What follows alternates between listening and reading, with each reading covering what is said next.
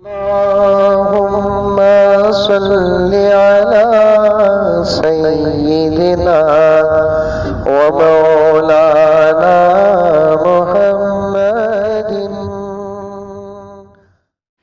अस्सलामु अलैकुम रहमतुल्लाहि व बरकातुहू।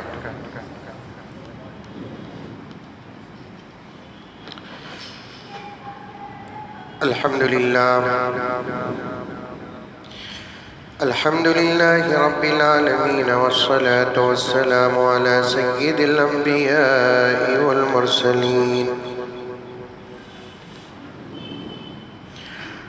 मुहम्मदिन व अला आलिहि व अस्हाबिहि अजमाइन।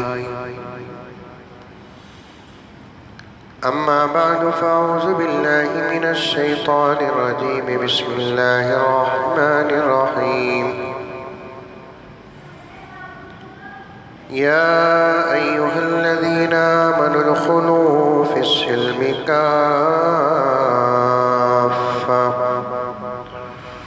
वला तत्तबिऊ ख़ुतवातिश शैतान इन्नहु लकुम अदुव्वुम मुबीन।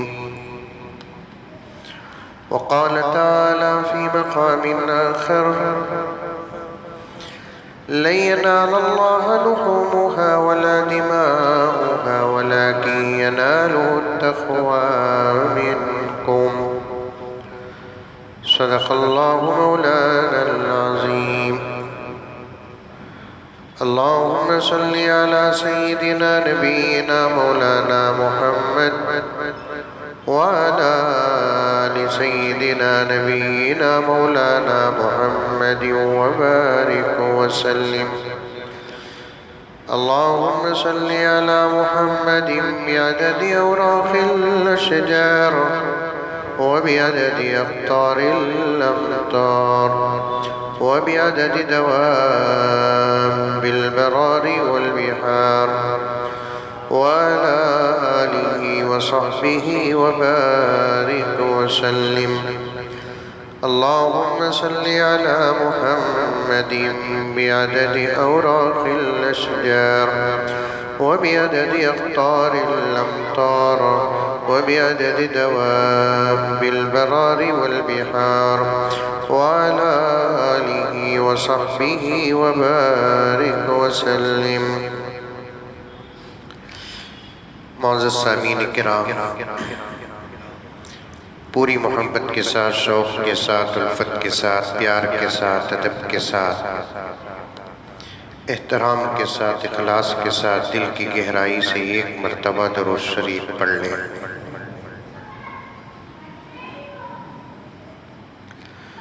अल्लाह तबारक व तआला का बहुत ही बड़ा करम और उसका एहसान हुआ और हो रहा है, और अल्लाह की ज़ात से उम्मीद है कि इंशाअल्लाह ताला होता रहेगा। बड़े इत्मीनान और सुकून के साथ ईद उल अज़हा की नमाज और क़ुरबानी के अमल से उम्मत आरास्ता।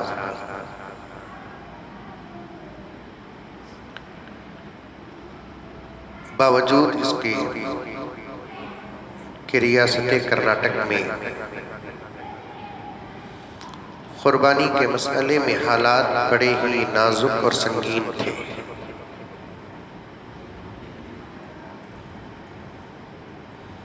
फिर भी अल्लाह तबारक व तआला का करम हुआ कि जिनके ऊपर क़ुरबानी वाजिब थी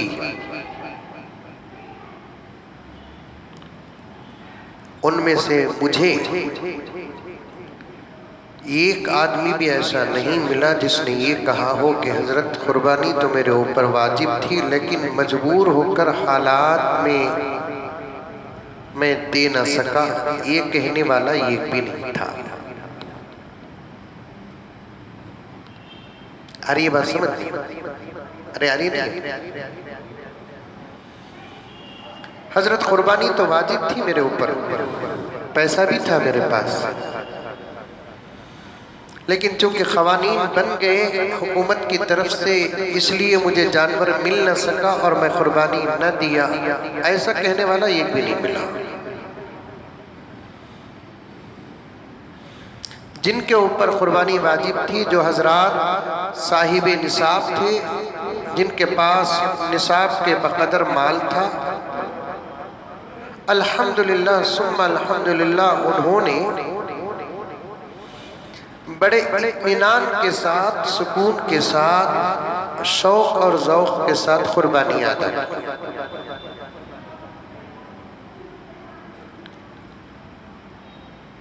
शर्मिंदा तो उन लोगों को होना चाहिए जिन्होंने कानून बनाया। उनका कानून उनके दायरे में तो पास हुआ, लेकिन मुसलमान के अमल को उनका कानून कोई नुकसान पहुंचा न सका।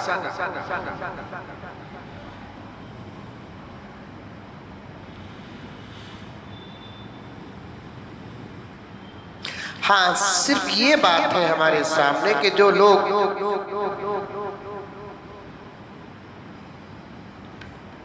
नफिल कुर्बानियां देते थे,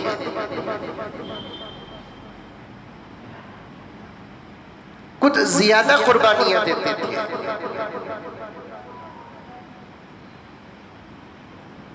और भी अपने मरहूमीन को याद कर कर के नवाफिल कुर्बानियां देते थे,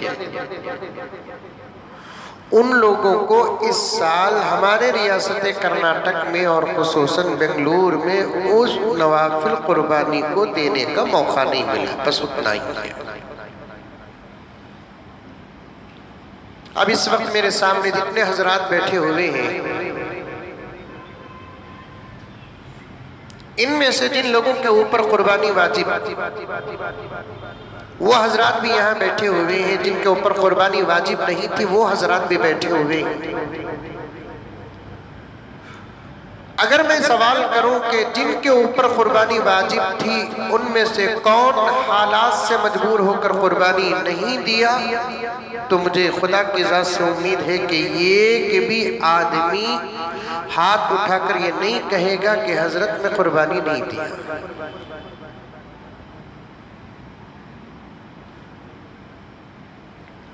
दोस्तों, ये इस्लाम से, इस्लाम के आमाल से, अल्लाह से, अल्लाह के रसूल से, या अल्लाह के नबियों से और अल्लाह के रसूलों से, अल्लाह के वलियों से, हक से, सदाकत से, अमानत से, हया से, शर्म से दुश्मनी ये नई बात नहीं, ये तो अज़ल से है।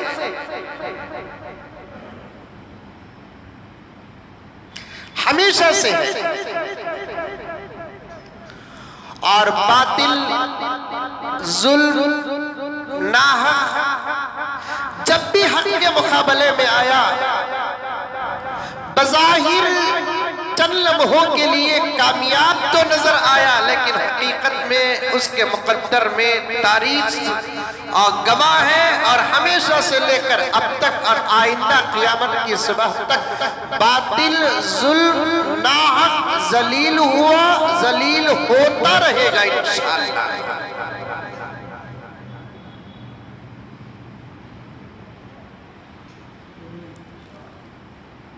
देखिए, कानून बनने के लिए तो बन गया,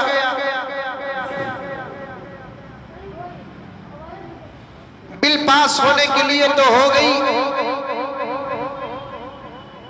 मैं इंशाअल्लाह ताला चंद लम्हात में और भी गहराई में उतरूंगा। कुछ फजाइल आपके सामने बयान करना है, कुछ हालात बयान करना है, मुकद्दमे के तौर पर बयान कर रहा हूँ। बिल पास होने के लिए तो हो गई, कानून बनने के लिए तो बन गया। अल्लाह ताला ने शैतान को जब मोहलत दी है तो इनका क्या एतबार है।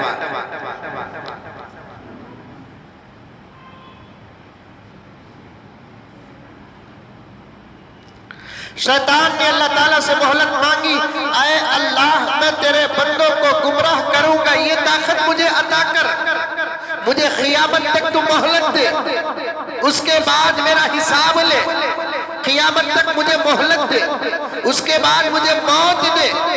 मैं तेरे बंदों को गुमराह करता रहूंगा, जिन बंदों की वजह से तूने मुझे मरदूद बनाया, रजीम बनाया, शैतान बनाया, मलऊन बनाया।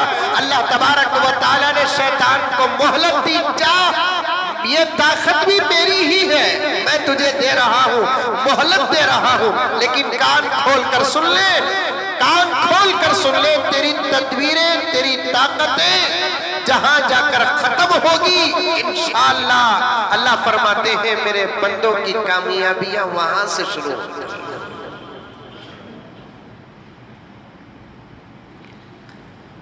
मेरे बंदों की कामयाबियां वहां से शुरू होगी।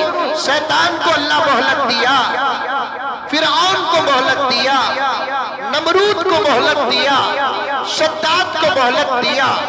मेरे आका के हयात मुबारका में मक्की जिंदगी में 13 साल तक अबू जहल को मोहलत मिलती रही, अबू लहब को मोहलत मिलती रही, मुशरिकीन मक्का को मोहलत मिलती रही, सरदारान खुरैश को मोहलत मिलती रही। अल्लाह तबारक व तआला ने कुरान में मेरे आका को, आका के गुलामों को इस बात की तसल्ली और इत्मीनान अता फरमा दिया कि तुम्हारी जिंदगी में परेशानियां पहले हैं, राहतें बाद में है, मुसीबतें पहले हैं, राहतें बाद में है। मुसीबतों के आने के बाद कभी घबराना नहीं, मुसीबतों के आने के बाद कभी बेइत्मीनान होना नहीं, मुसीबतों के आने के बाद कभी सब्र का दामन छोड़ना नहीं। सूरह अलम नशरा उठाकर देखो, 30वां पारा उठाकर देखो, अल्लाह ताला ने मेरे आका को, आका के गुलामों को ये तसल्ली अता फरमाई है, इन्ना मअल उसरी युसरा फइन्ना मअल उसरी युसरा, इन्ना मअल उसरी युसरा फइन्ना मअल उसरी युसरा। हर मुसीबत के बाद राहत है, बेशक हर मुसीबत के बाद राहत है। पूरे कुरान पाक में इस अंदाज का कलाम सिर्फ एक ही जगह आया हुआ है। तमाम मुफस्सिरीन किराम का इस बात पर इत्तफाक है, पूरे कुरान पाक में इस अंदाज का कलाम सिर्फ एक जगह पर आया है, मुसीबत के बाद राहत, मुसीबत के बाद राहत। 2 मरतबा अल्लाह ताला ने इस जुमले को बयान किया और हजरत उलमा फरमाते हैं जब किसी जुमले को 1 से 2 मरतबा अल्लाह ताला फरमाते हैं उस जुमले के अंदर यकीन और ताकीद पैदा हो जाता है। अल्लाह फरमाते हैं इन्ना मअल उसरी युसरा, बेशक हर मुसीबत के बाद राहत है, हर मुसीबत के बाद राहत है। अल्लाह ताला ने दुश्मनों को मोहलत दी, उसके बाद जब रास्ते खुलते हैं, अल्लाह ताला की मदद आती है, अल्लाह ताला फरिश्तों को उतारते हैं, तो दुश्मन बेयारो मददगार हो जाता है, जलील और रुस्वा हो जाता है, उसके अपने मामलात में वो बेइत्मीनान हो जाता है। अल्लाह उसके सुकून को छीन लेते हैं, उसकी जो ख्वाहिश होती है, उसकी जो तड़प होती है, अल्लाह तबारक व तआला उसी तड़प में उसको फंसाकर परेशान कर देते हैं। मुझे कहने दो, मैं डंके की चोट में कहना चाहता हूँ, 1 साल नहीं हुई बिल पास होकर आज यूरोपा हुकूमत का क्या हाल है। जितना वो परेशान है, खुदा की कसम मोहम्मद के गुलामों में गुनहगार भी उतना परेशान नहीं है। हमारे से कुर्बानियां नहीं छिनी, लेकिन उनसे हुकूमत छीनने का वक्त आ गया। हमारे से कुर्बानियां नहीं छिनी, हमने कुर्बानियां अदा की। ये आजिज असातिज़ा का गुलाम, माँ बाप की दुआओं का हासिल करना, मोहम्मद मुज़म्मिल हमेशा से कहता रहा है और कहता रहूंगा। हमारे पास हर अमल का अल्टरनेट है, हमारे पास हर अमल का बदला है, हमारे पास आमाल में गुंजाइश है, हमारे पास आमाल में सहूलतें हैं। अल्लाह ताला अपने बंदों को जब किसी बात का हुक्म देता है, अमल की शक्ल में देता है, हुक्म की शक्ल में देता है। गौर से सुनो मेरे दोस्तों, मेरे भाइयों, मुसलमानों, कान खोल कर सुनो कि अल्लाह तबारक व तआला जब भी अपने बंदों को किसी काम का हुक्म देता है, अमर देता है, अमल बना कर देता है, उस काम में सख्ती नहीं देते, बल्कि उस काम में बहुत ज्यादा गुंजाइश देते हैं। ये करो, ये करना है तुमको, इस हालत में ये करना है। ये हालत हो तो ये हुक्म समझो। सबक पढ़ा रहा हूं, कोर्स ले रहा हूं, सबक पढ़ा रहा हूं, कोर्स ले रहा हूं, तकरीर नहीं, बयान नहीं। अल्लाह ताला फरमाते हैं हालत ये हो तो ये अमल, अगर ये हालत नहीं तो ये अमल नहीं। खड़ कर नमाज पढ़ने की हालत हो तो अमल खड़ कर नमाज पढ़ने की, खड़ कर नमाज पढ़ने की हालत नहीं, अमल बैठ कर पढ़ने की। नमाज खड़ कर ही पढ़ना, इसमें अल्लाह ताला ने सख्ती बयान नहीं किया। ला युकल्लिफुल्लाहु नफ्सन इल्ला वुसअहा, अल्लाह ताला ताकत से बढ़कर किसी को कोई कानून लागू नहीं करते किसी पर। ये हुक्म रोजे के लिए तबीयत साथ देती है, आप रोजा रखो, तबीयत साथ नहीं देती खजा करो, खजा के लिए भी तबीयत साथ नहीं देती फिदिया व कफारा अदा करो।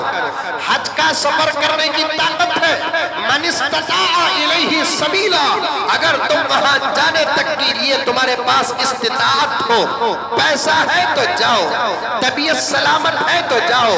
जिन चीजों को तुम अपने शहर अपने गांव को में छोड़ कर जा रहे हो, वापस आने तक उनकी हिफाजत का इंतजाम है तो जाओ, अगर नहीं है तो ना जाओ। तबीयत साथ नहीं दे रही है, तुम अपनी जगह पर रहकर किसी सालिम आदमी को, सलामत आदमी को तुम्हारी तरफ से हज के लिए भेजो, यहाँ मैं डबल सवाब दे दूंगा। ये तुम्हारी तरफ से करने वाले को भी सवाब दूंगा, ये तुमको भी सवाब दूंगा। अल्टरनेट है इस्लाम में, बदल है इस्लाम में। गाय पर पाबंदी लगा दो, लेकिन बैल कहां से आ गई? गाय पर पाबंदी लगा दो, ये तो तुम समझते हो कि ये तुम्हारी मां है। तुम्हारे समझने से भला कोई चीज हकीकत बन जाएगी? ये सवाल तो असेंबलियों में करने का है, पार्लियामेंट में करने का है, कारपोरेशन में करने का है, लेकिन जिनको करने का मौका मिला वो न कर सके और कर भी नहीं सकते, वो कर भी नहीं सकते। एक बात बोलता हूं, सुनो, सुन रही कि सो रही? गोश्त खाको थकेगी, बारिश पड़ रही है, कबाबा सुकरी की नहीं सुकरी की, इंशाल्लाह जैसे कुर्बानी हुई वैसे कबाबा भी सुकेंगे। सुखाने वाली जात किसकी? अरे बोलो, अल्लाह की। जब उन्हें सुखाने वाली जात है, धूप और बारिश की फिक्र हमको नहीं करना है। मेरा रब चाहे तो धूप देकर भी कबाब सुखा सकता है, अगर चाहे तो वो अपनी कुदरत का करिश्मा इस अंदाज से दिखाएगा, जबरदस्त बारिश होगी फिर भी कबाब सूख जाएंगे। मेरे लिए, आपके लिए, मेरा दिमाग तुम्हारा दिमाग, मेरी अकल तुम्हारी अकल, मेरा फलसफा तुम्हारा फलसफा, मेरा इल्म तुम्हारा इल्म कहता है आग जलाने वाली है, खुदा की कुदरत कहती है कि मेरा इरादा जलाने वाला है।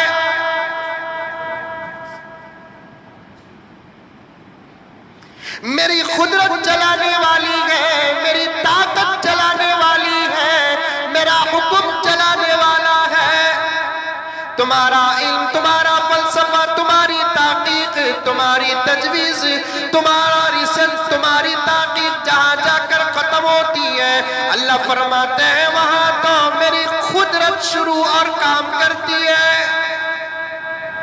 तुम्हारा दिमाग कहता है चाकू चलाओ तो चीज कट जाएगी, मेरी कुदरत कहती है कि चाकू भी मेरी हुक्म की तामील में है।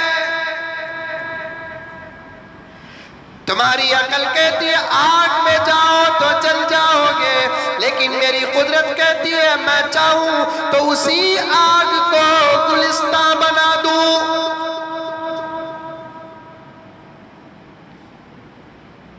तुम्हारी अकल कहती है कुएं में गिर जाओगे तो डूब जाओगे, मेरी कुदरत कहती है गिरना डूबना नहीं है, कभी गिर कर भी बचाना मेरी कुदरत है।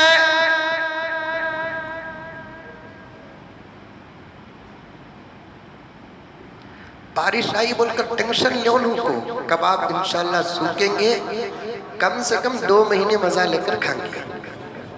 देखो क्या जोर से इंशाल्लाह बोल रही, काश के येडोरप्पा सुन लेते।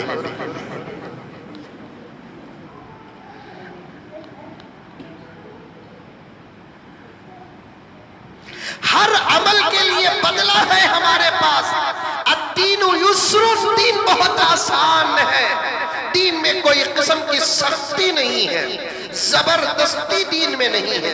ये नहीं तो वो नहीं तो ये। क्या क्या मन करोगे हमारे बारे में? इस्लाम किसी नबी का दीन होता, इस्लाम किसी वली का दीन होता, इस्लाम किसी आलिम का दीन होता, इस्लाम किसी मुफस्सिर और मुहद्दिस का दीन होता, या इस्लाम किसी इंसान का बनाया हुआ मजहब होता तो बात कुछ और थी। इन्ना दीन इंदल्लाह इस्लाम, दीन तो अल्लाह का है। अल्लाह ने ये कानून बनाया, अल्लाह ने ये दीन बनाया, अल्लाह ने ये रिलीजन बनाया, अल्लाह ने ये मजहब बनाया है। इसके अंदर ही अल्लाह ताला ने कानून बनाए हैं। मैं हमेशा कहा करता हूँ, बाहर खड़े होकर इस्लाम को ना देखो, अंदर दाखिल हो जाओ, फिर मालूम हो जाएगा कि इस्लाम क्या है। मालूम हो जाएगा मोहम्मद का दीन क्या है, मजहब इस्लाम क्या है। लोग कानून बनाने वाले खुश हो गए कि हम अगर गाय पर कानून बना देंगे। गाय उनके आस्था और अकीदे में माँ है, लेकिन बैल पर कानून क्यों बना दिए उस पर। और हमारे इस इलाके में भैंस की कुर्बानी आमतौर पर दी नहीं जाती, जबकि देना जायज है। लेकिन चूंकि ये सर्द इलाका है शिमाल के मुकाबले में, यूपी व बिहार और उड़ीसा, फिर उधर आसाम, उन रियासतों के मुकाबले में यहाँ का मौसम हमेशा उनके मुकाबले में सर्द रहता है। और भैंस का गोश्त सर्द होने की वजह से आदमी खाते नहीं। सर्दी हो जाती इसलिए नहीं खाना, ये अलग बात। भैंस भी खाना क्या, ये सोचना अलग बात है। दोनों में फर्क है रे बाबा। बाज लोग बोलते हैं कि हजरत उन्हें कैसी की है ना, कैसी की तो कैसा बात तेरे से करना क्या, कैसी की है ना, ये क्या सवाल है। ये भैंस कैसी की है, गाय क्या तेरी जोरू किसी का है।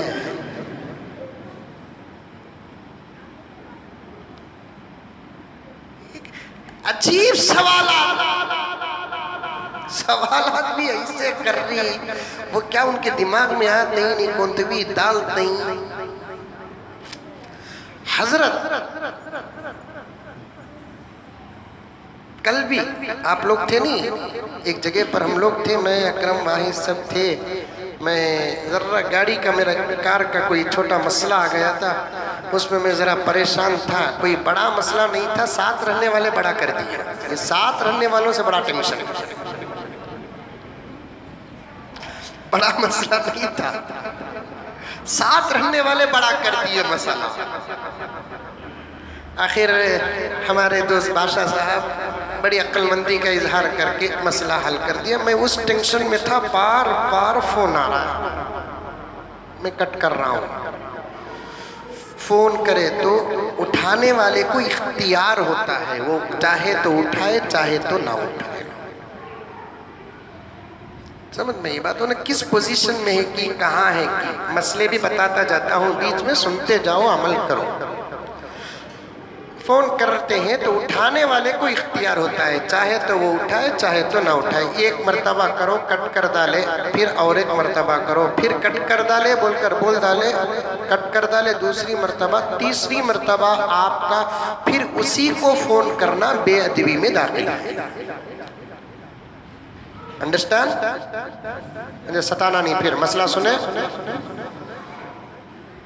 एक मर्तबा करे भाई तुम्हें, कट कर डाले, जिनको करे उन्हें मंजे बोलता नहीं, तुम्हें करो मुझे करो, मैं तो आपकी खिदमत के लिए हूं ना। फिर दूसरी मर्तबा करे, फिर कट कर डाले, तो तीसरी मर्तबा करो ना। तीसरी मर्तबा आपका उसी आदमी को पलटा कर फोन करना बेअदबी में दाखिल है। और 2 मर्तबा किसी का कॉल आ गया, करने वाला उठाने वाला बार बार कट किया, जैसे ही वो अपनी मसरूफियत से फारिग होता है उन्हें उसे पलटा कर फोन करना ये अदब में दाखिल है। क्या भाई अकरम तुम्हें 2 मर्तबा करे, मैं बिजी था, मैं कट कर डालिया, अब फ्री हूँ बोलो। मैं पलटा कर फोन करना मेरे अदब में दाखिल है। अदब से अगर दूर हो जाओगे तो ईमान को खतरा है। 70-80 हज़ार रुपये, 1 लाख रुपए का फोन रखना कमाल नहीं, उस फोन के मसाइल जान को फोन लेना कमाल है। दीवाना उठिया मरीदा कुटिया, वो कौन की बोले मुझे बैल, बैल के हाथ में है मोबाइल, बोल को रख लिया मोबाइल, इतना बड़ा एप्पल का इतना बड़ा रख लिया, क्या भी मसाइल मालूम ही नहीं। खैर बार बार कर रही है, मैं कट कर रहा हूँ, बार कर रही कट कर रहा हूँ, आखिर अलग कौन की क्या है कि कुर्बानी का सीजन चल रहा है, कुर्बानी दिया कि कुर्बान होगा कि क्या है कि ना। फौरन में उठा कर तो आपा वहां का सुधरना बहुत जरूरी है।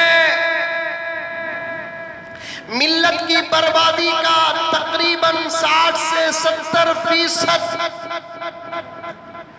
जिम्मेदार औरतें हैं, औरतें। ये जुमले सुनकर कोई माँ मुझे बद्दुआ भी देती है, निकलते वक्त उसकी जुबान से वो बद्दुआ रहेंगे, चूंकि मैं हक कह रहा हूँ।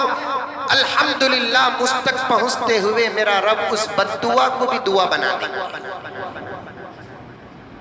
माँ और बहनों का मुआशरा मैं क्या बताऊं मेरे दोस्तों, हालात हर लम्हा हमारे बदआमालियों की वजह से बदतर होते जा रहे हैं।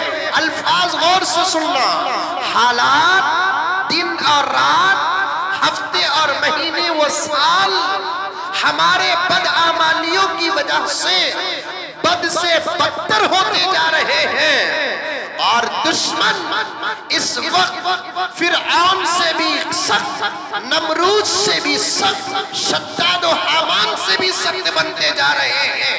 लेकिन मुसलमानों, मुसलमान भाइयों, मुसलमान बहनों, तुम्हारी सोच जरा भी इस तरफ जाती नहीं। तुम्हारे आमाल का क्या कहना, दुनिया जाए पहाड़ में, हम हैं, हमारी जिंदगी, हमारी खुशियां, जरा भी हमारे आमाल में तब्दीली व फर्क नहीं। कभी मौसम बता रहे हैं हालात और बदतर होने वाले हैं, कभी हुकूमतें बता रहे हैं हालात और बदतर होने वाले, कभी लॉकडाउन बता रहा है हालात और बदतर होने वाले हैं। हर तरफ से अलार्म बज रहा है, बज रहा है, बज रहा है, खतरे की घंटियां बज रही है, लेकिन मुसलमान सुधरने के लिए तैयार नहीं। नमाजों से दूर होता जा रहा है, नमाजों से दूर होता जा रहा है। जुमे की अहमियत खत्म, ईदेन की अहमियत खत्म, सुन्नतों की अहमियत खत्म।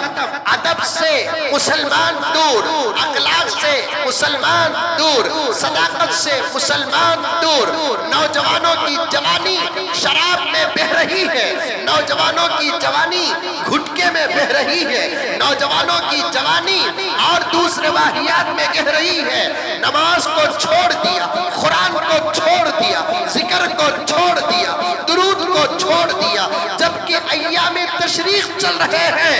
मेरे रब की कसम, मैं पहले भी कहा, उलमा फरमा चुके हैं, ये 5 दिन ऐसे 9वीं जिलहिज्जा, 10वीं जिलहिज्जा, 11वीं जिलहिज्जा, 12वीं जिलहिज्जा, 13वीं जिलहिज्जा की असर तक अल्लाह तबारक व तआला ने रोजा रखने से मना फरमाया।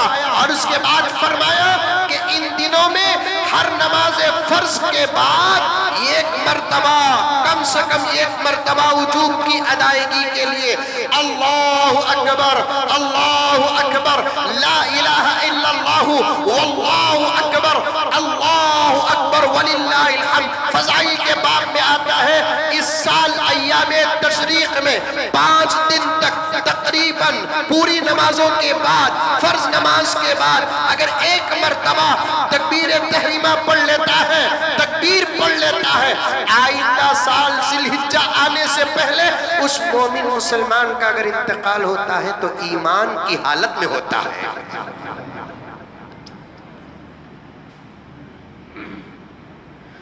ये सब नमाजों में, अय्याम तशरीक में भी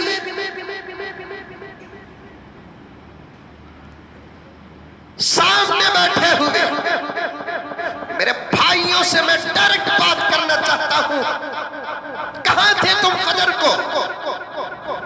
आज जुमे में मस्जिद आबाद करके कौन सा बड़ा कारनामा कर दिया, असर में क्या हो जाओगे तुम? कल ईशा की नमाज पढ़ी कि नहीं पढ़ी? कल मगरिब पढ़ा कि नहीं पढ़ा? कल जोहर पढ़ा कि नहीं पढ़ा? कल की फजर का क्या हुआ तुम्हारा? सर न झुकाओगे, दुश्मन हमारे सामने कभी नहीं झुकेगा।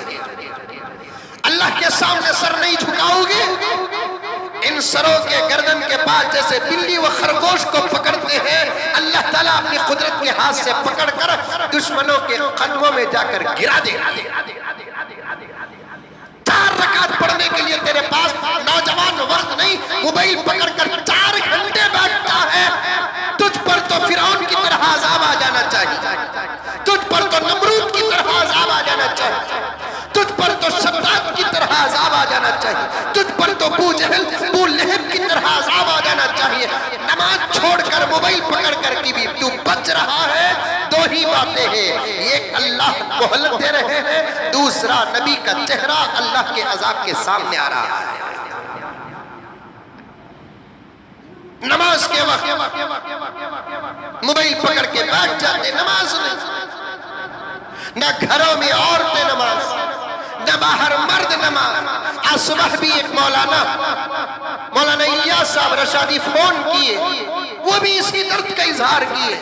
मेरे साथी हैं, क्लासमेट हैं, स्कूल हमने साथ पढ़ी, मदरसा हमने साथ पढ़ा, हिफ्ज एक साथ खत्म किया, आलिम कोर्स एक साथ खत्म किया। अल्लाह का करम के अल्लाह तबारक व तआला ने फैसला भी ऐसा किया, एक साथ हमने हज भी की।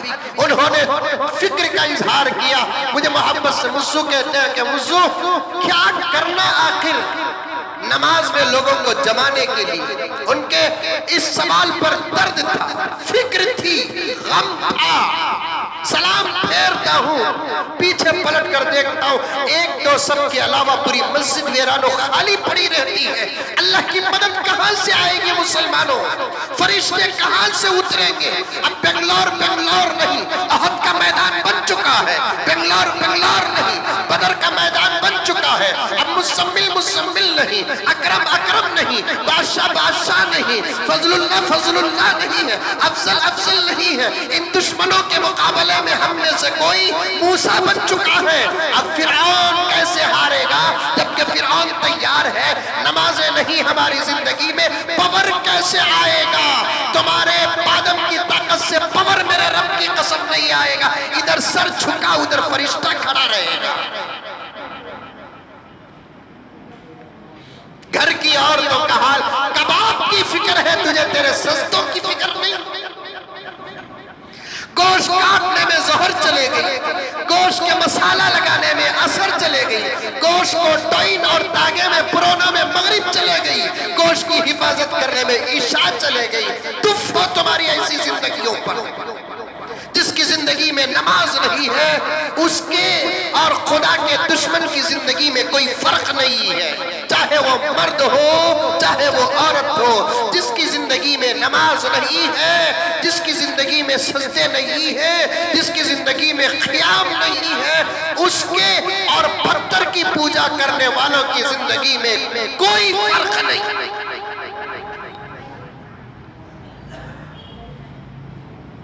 अब तो उन बेनमाजी नमाजियों को मस्जिदों का दफ्तर भी नहीं देना। जब तक ये कानून लागू नहीं होगा मस्जिदें आबाद नहीं होगी। चंद दिन जबरदस्ती करो, ताकीद करो, उसके बाद इंशाअल्लाह ताला आदत पड़ जाएगी। हम जब मदरसे में पढ़ते हैं, स्कूल के माहौल से निकलकर मदरसों को गए, हमारे अंदर भी और मदरसे में जाकर दाखिला लेने वाले बच्चों के अंदर भी नमाज का उतना शौक नहीं होता, लेकिन हमारे असातिज़ा नमाज पर बड़ी सख्ती करते। फजर की नमाज में टोकन देते, टोकन लेकर मस्जिद के अंदर दाखिल होना। फजर की नमाज पढ़ने के बाद वही टोकन दिखाकर मतबख जहां खाना खाने की जगह होती है वहां वो टोकन देकर जाना। जिसके पास टोकन होता उसे नाश्ता मिलता। ये टोकन की आदत मदरसे के मोहतमिम साहब और असातिज़ा ने डाला क्यों? इसलिए कि इसके अंदर नमाज की आदत आ जाए। चंद दिन सख्ती करते, उसके बाद आकर उठाने वाले से पहले उठ जाते। अब ऐसे टोकन देना पड़ेगा। मस्जिद को फजर को जो आता है उसे टोकन देना पड़ेगा, या नहीं तो एक डायरी देना पड़ेगा। हमारे मुसलमाना में बहुत होशियार, वो डायरी जमा डालेंगे। मस्जिद के अंदर ये एंट्री बुक्स रखना पड़ेगा, नहीं तो आजकल वो फिंगरप्रिंट की मशीन आती नहीं, दाखिल होते हुए फिंगरप्रिंट दबा कर दाखिल हो जाए। 6 फिंगरप्रिंट रख दो, जो आएगा दबा कर जाएगा। जब उसकी शादी का वक्त आएगा उसके फिंगरप्रिंट का रिसर्च करेंगे। तकरीबन 70-80% उसकी जिंदगी में अगर नमाजें हमारी मस्जिद में नजर आई तो फिर उसकी शादी में ये नौसी देंगे। कितना अच्छा कानून नहीं, मुंडी भी हिला रही नहीं रहा बाबा। उसे हजरत हमें दुआ कर रही सो अल्लाह तुमने सदर बनाना चाहिए।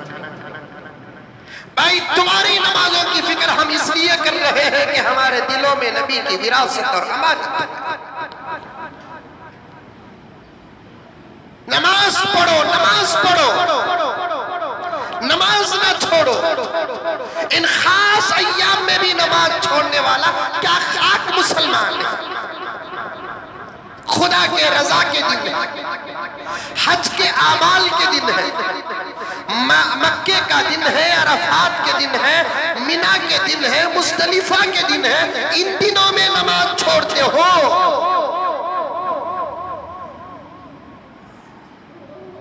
अफसोस है, पहले बूढ़े भी आते थे कुछ न कुछ नमाज में, अब बूढ़े भी गायब हो जा रहे हैं। पता नहीं, नौजवान तो नहीं है, बूढ़े भी गायब होते जा रहे हैं। बूढ़े भी गायब होते जा रहे हैं। पढ़ो, हालात अल्लाह उस वक्त तक नहीं बदलेंगे। इन्नल्लाह ला युगय्यिरु मा बिक़ौमिन हत्ता युगय्यिरु मा बिअनफुसिहिम। अल्लाह ताला फरमाते हैं मैं तेरी हालत उस वक्त तक नहीं बदलता जब तक कि तू अपनी हालत को कुछ बदलने के लिए पहला कदम ना उठाए। खाली एक कदम उठा, फिर उसके बाद देख मैं तेरे हालात क्या बदल देता हूं, मैं तेरे हालात क्या बदल देता हूं। नमाजों को हमने गारत कर दिया, आमाल को गारत कर दिया। और तौबा तौबा तौबा, कितना कोरोना आया, कितने लॉकडाउन हुए, क्या क्या मुसीबतों से हम पार हो रहे हैं। हमारे माहौल की शादियां जरा देखो, हमारे माहौल की शादियां देखो, कुछ भी डर नहीं। आज के दौर में मालदारों को और अवाम को किसी का डर, अल्लाह का भी डर नहीं, रसूल का भी डर नहीं, कब्र का भी डर नहीं, हशर का भी डर नहीं, हिसाब का भी डर नहीं, मीज़ान का भी डर नहीं, पुलसरात का भी डर नहीं है, मौत का भी डर नहीं है, यहाँ तक कि उलमा का भी डर नहीं है। शादियों में बाबा बाबा हंगामे हो रहे हैं, क़यामत बर्पा है। ये वो मुसलमान है जिन्हें देख के शर्माए यहूद अल्लामा इकबाल ने कह दिया, ये वो मुसलमान है जिन्हें देख के शर्माए हुनूद, ये वो मुसलमान है जिसे शर्म देख के शर्माए यहूद, ये वो मुसलमान है जिन्हें देखकर आज यहूदी शर्मा रहे हैं।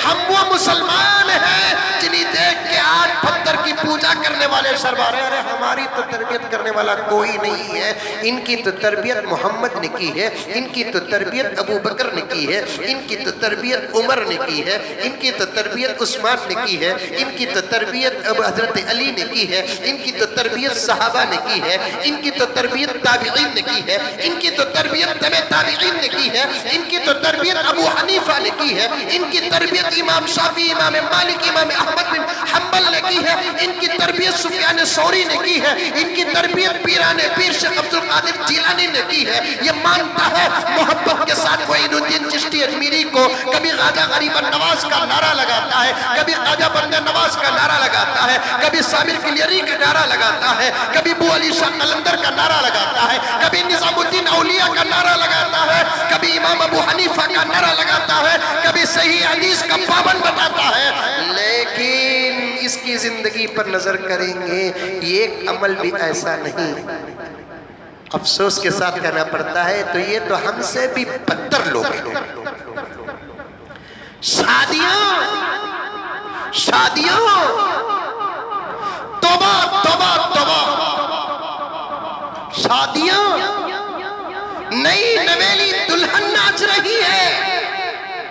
वो तो ये क्लिप आया मेरे दोस्त जिसका इजहार हो जाता है, वो तो अकरम साहब एक बच्ची की फोटो आई जिसकी शादी में दुल्हन ने नाची। वैसे तो कई शादियों में बराबर दुल्हने 3-3 दिन नाच रही।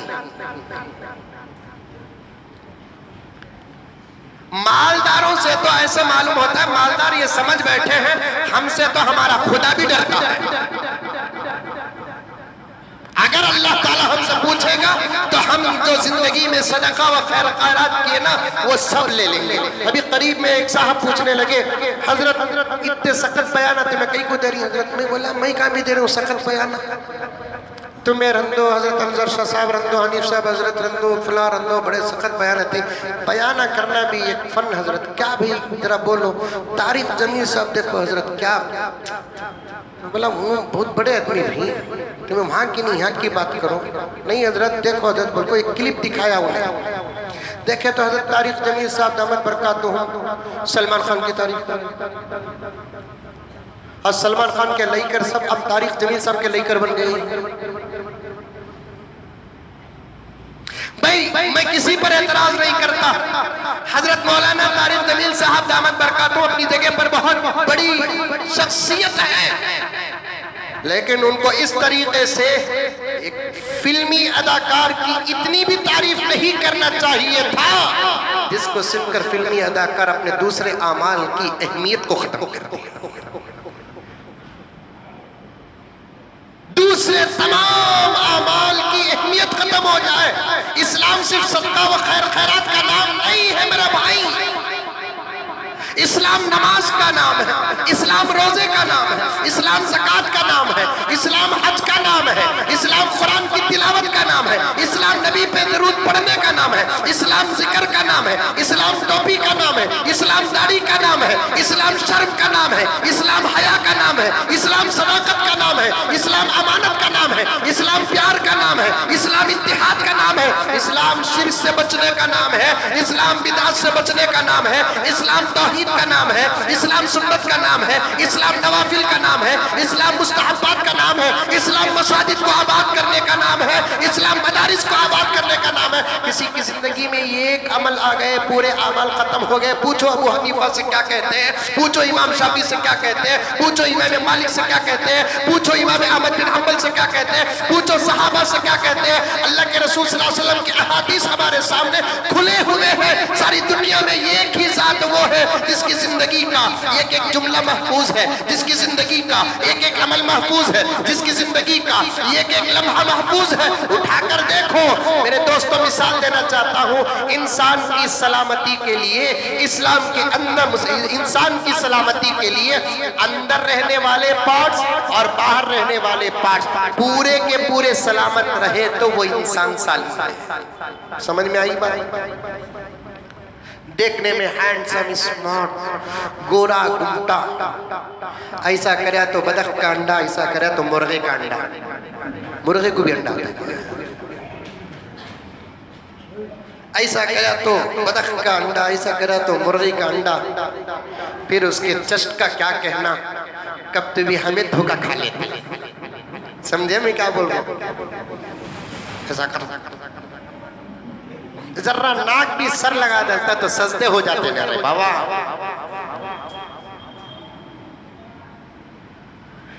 खुदा की तौफीक भी देखो क्या है। नाक को जमीन के करीब तो लेकर गया,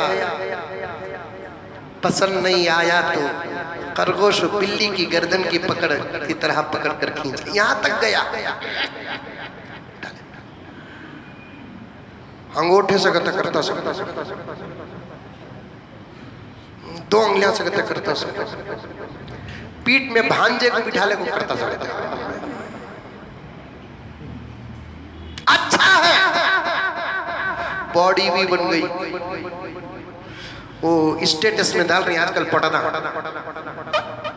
हनुमान का पोतरा, क्या क्या डालेंगे, सब अच्छा है। किडनी प्रॉब्लम, अल्लाह न करे अंदर एक चीज का नक्श आ गया, उस इंसान को सालिम इंसान कहेंगे? भाई बाहर हम क्या, हाथा पावा सब सही ही ना भाई, खाली ये किडनी के पीछे पड़े तो होता क्या? नहीं हजरत, वो भी सही है, सब अच्छा है। हार्ट प्रॉब्लम, अल्लाह हिफाजत फरमाए, सलामत इंसान बोलेंगे उसे सब अच्छा है। अंदर किडनी, हार्ट, लिवर, रगे, खून, बीपी, शुगर नहीं, कुछ नहीं, एक हंकी नहीं है। सलामत इंसान बोलेंगे सब अच्छे हैं, खाली एक अंगली नहीं है। रिश्ते आते जब इंसान के सलामती के लिए अंदर और बाहर के तमाम पार्ट्स का होना जरूरी है, इसी तरीके से ईमान की सलामती के लिए हर अमल का होना जरूरी है।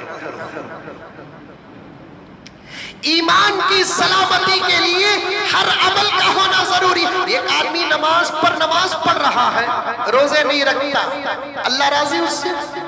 एक आदमी रोजे पर रोजे रख रहा है, ज़कात नहीं दे रहा है। एक आदमी ज़कात तो दे रहा है, सदकात कर रहा है, 1000 2000 नहीं, 10,000 5,000 15,000 1 लाख 2 लाख बांट रहा है, हद नहीं कर रहा है। क्या होगा फतवा पूछो। एक आदमी हज कर रहा है, हर साल हज को जा रहा है, बेंगलुरु से, बंबई से, दिल्ली से, गोवा से, फलां से जा रहा है, घर से, बंबई से, बेंगलुरु से, घर से निकलकर हज को जा रहा है। फजर की नमाज को घर से निकलकर मोहल्ले की मस्जिद को नहीं आ रहा है। फिर पूछो उलमा से उसके हज का क्या हुआ, उसके हज का क्या हुआ। ये बात सरासर गलत है।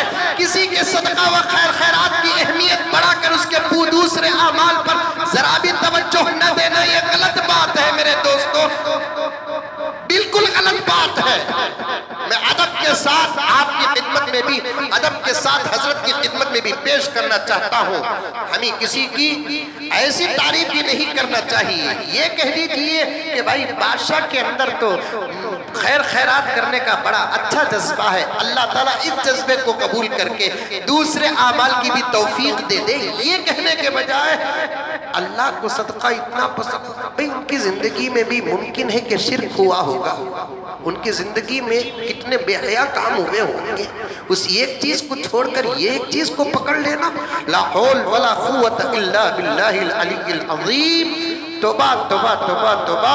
दोस्तों, मिसाल बड़ी गहरी मेरे और आपके जहन में आने वाली मैंने आपके सामने रख दिया। ईमान की सलामती की फिक्र करो, ईमान की सलामती की फिक्र करो। अर्ज कर रहा था, कितनी शादियां ऐसी हैं जहां दुल्हने नाचती है, दुल्हा नाचता है।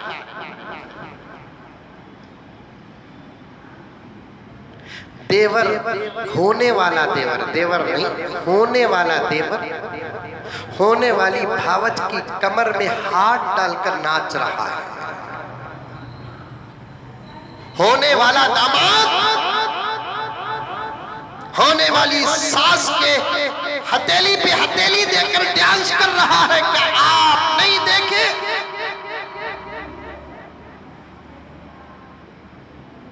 क्या माशरे में नहीं चल रही? खौफ खुदा खत्म। समझ गए कि मरने के बाद हजरत आको कुरान पढ़ डाले तो अल्लाह ताला जन्नतुल फिरदौस पहुंचा डालेंगे। कबूल करने वाली जात दोनों अबू बकर भी कुरान पढ़े तो याद रखो, सिर्फ कुरान पढ़ डाल को अल्लाह अब्दुल्ला साहब को ये सवाब पहुंचा डालकर बोले तो अल्लाह क्या नऊज़ बिल्लाहि मिन ज़ालिक हमारा नौकर है कि हमारे कुरान के सवाब को उठाकर पहुंचाने के लिए? पढ़ना हमारा काम है, कबूल करके पहुंचाना उसका काम है। शराब पी को मरिया, जिना कर को मरिया, धोखा दे को मरिया, डंडी मार को मरिया, यतीमा का माल खा को मरिया, बेवाओं का पैसा हड़प कर को मरिया, मामूली चिल्लर के दुकान के पास खड़े को एक बिस्किट की पैकेट में 8 आने नफा मिलते, फिर भी ताकत दिखा को 4 बिस्किट की पैकेट सुवर खा को पैसे दिए बगैर निकलता। मरगे के बाद यासीन पढ़े तो क्या जन्नतुल फिरदौस? क्या समझे? हिसाब किताब क्या समझे? ये पार्लियामेंट और असेंबली और कारपोरेशन का बजट नहीं मुसलमान। यहाँ हिसाब लेने वाला कोई इंसान इंस्पेक्टर ऑफिसर नहीं। हमारी जिंदगियों का हिसाब वो लेता है जितने हमको जिंदगी अता की है। हमें क्या की गलत फहमी में ही हमें सब बड़ी गलत फहमी में ही। क्या गलत फहमी? जिंदा रहे तक, ताकत रहे तक, जवानी रहे तक क्या करना कि कर लेंगे साहब।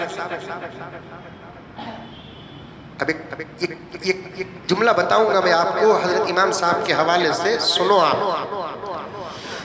क्या की गलत फहमी में ही हमें सब क्या करना कि जवानी में कर डालेंगे, ताकत रहे तक कर डालेंगे।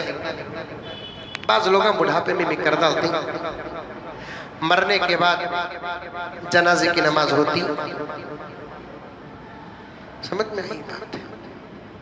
उसके बाद दुआए मग़फ़िरत होती, 3 दिन की ज़ियारत होती, 7 दिन का 7वां होता, 10 दिन का 10वां होता, 20वां होता, चहलम होता। फिर बेटा की, बेटी की, बाबा की दी हुई प्रॉपर्टी का एक छोटा सा हक अदा करने के वास्ते 5-5, 10-10, 15-15 मौली साहबों को बार बार अपने घर में बुला को कुरान पढ़ा डाले तो हमारे बाबा की, हमारे अम्मा की, हमारे रिश्तेदारों की जिनके वास्ते हमें पढ़े, उनकी मग़फ़िरत 100% यकीनी। ये समझ को ही ये हमारी गलत फहमी है, ये हमारी गलत फहमी है।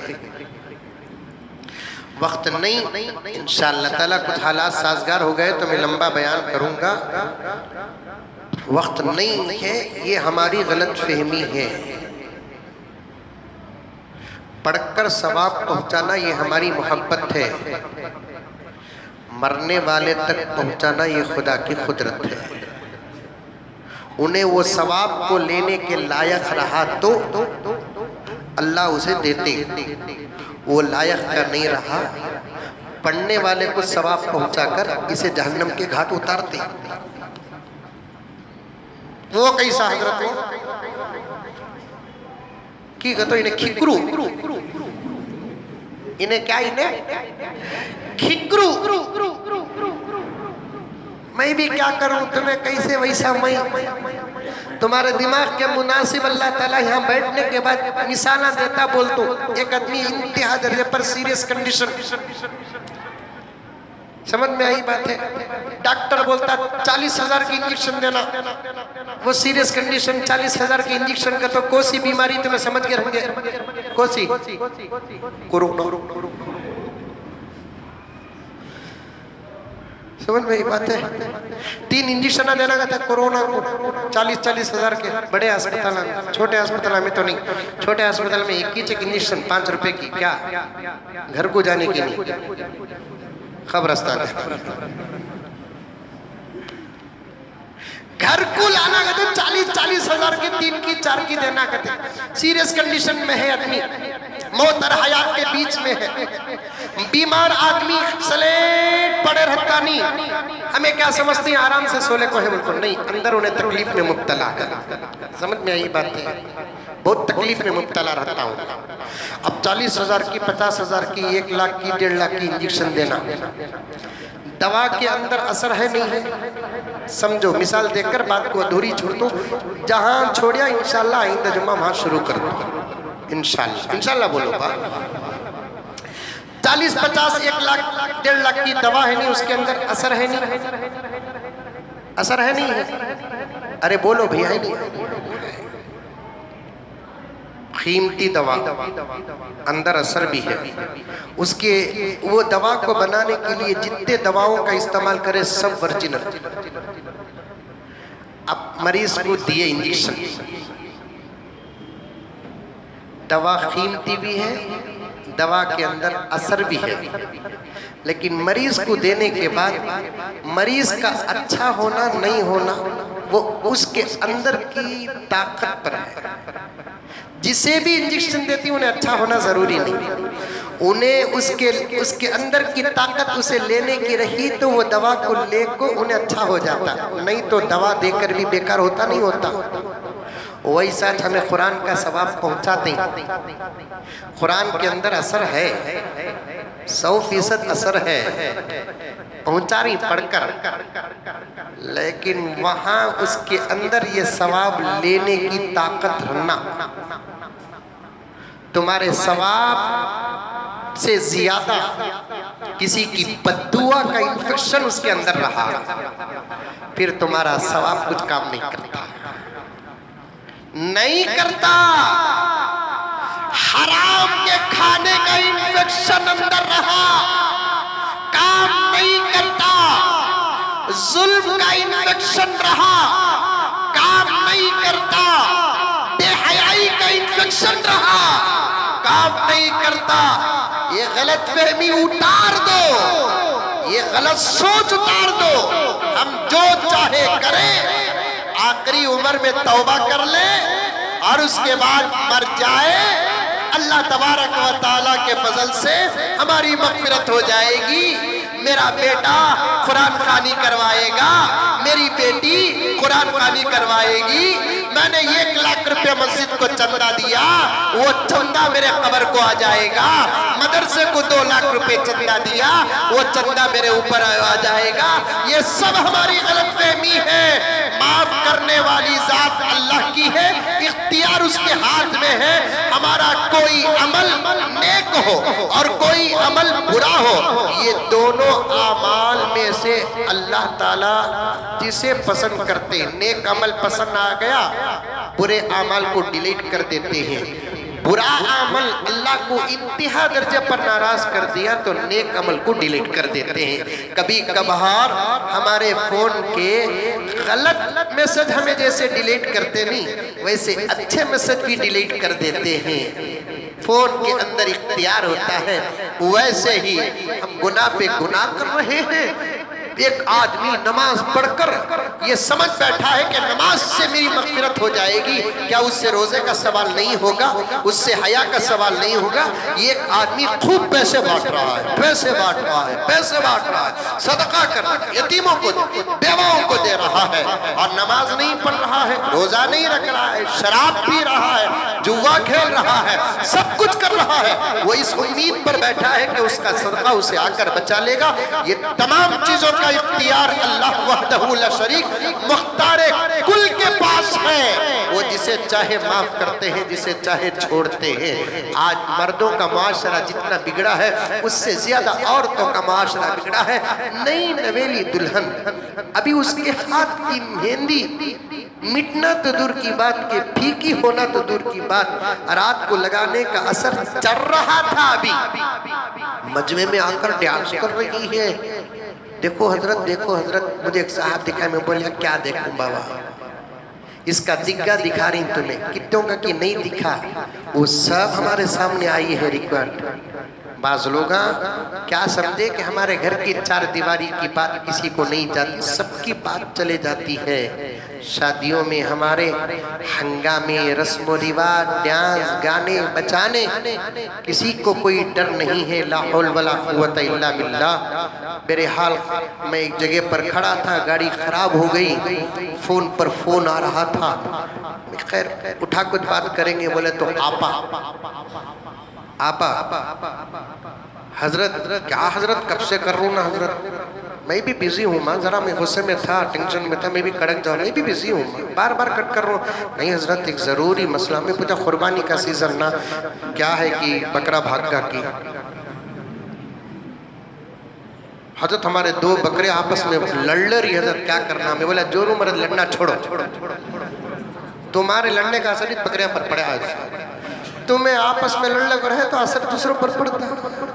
हजरत बकरा भाग गया, हजरत क्या करना, कहाँ भाग्या, बोल बा पकड़ लगा को दे तू, तेरा बकरा भाग गया तो मैं क्या करूं। अजीब सवाल ना, जरूरी मसला रंगा ना, क्या भी नहीं हजरत, आदम अलैहिस्सलाम का निकाह कहाँ हुआ हजरत, मैं बोला पैलेस गुठली में हुआ।